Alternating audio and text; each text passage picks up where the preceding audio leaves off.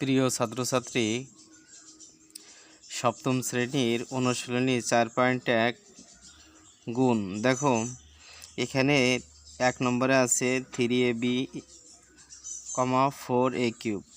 দেখো এটারে আমরা সমাধান আকারে লিখতে পারি।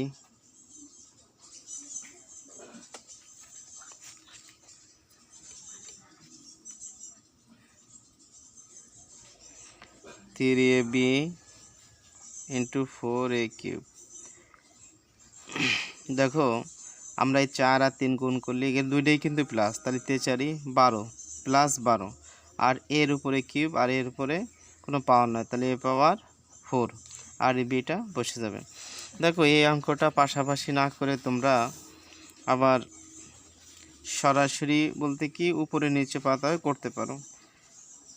4a কিউব, দেখো 4 12, এ কিউব দ্বারা আমি যদি এর গুণ করি তাহলে এ পাওয়ার 4 আর বিটা বসে যায়। এভাবে তোমরা কাজ করে দিতে পারো। দেখো এর 2-3 দিন আগে আমি এই অঙ্কটা দিয়েছিলাম, পুনরায় আমি আবার তোমাদের দিলাম। Best of luck. আমি এখন নতুন করে তোমাদের শুরু করতেছি সপ্তম শ্রেণীর উল্লেখ করে, ঠিক আছে?